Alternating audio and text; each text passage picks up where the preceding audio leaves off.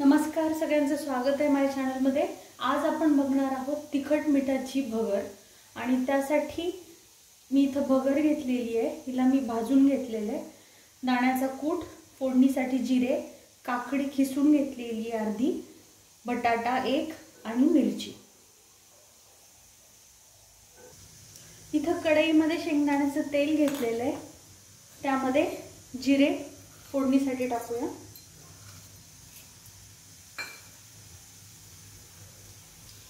यातच या मिरच्या ज्या बारीक करून घेतलेल्या आहेत,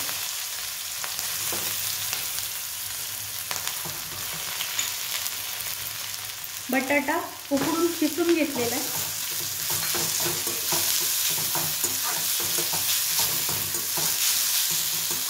त्याला आपल्याला परतून घ्यायचं।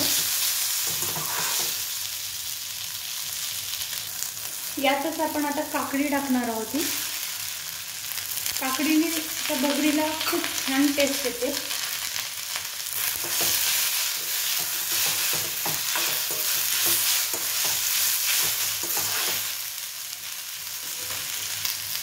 मीठ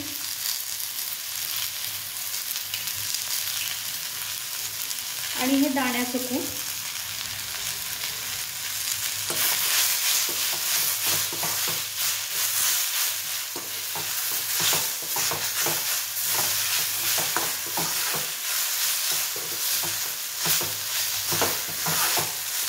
यातच आता ही भगर टाकणार आहे। ऑलरेडी मी तिला भाजून घेतलेले आहे।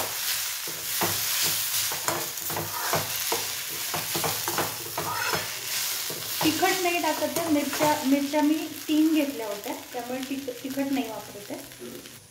आता यामध्ये पाणी टाकूया।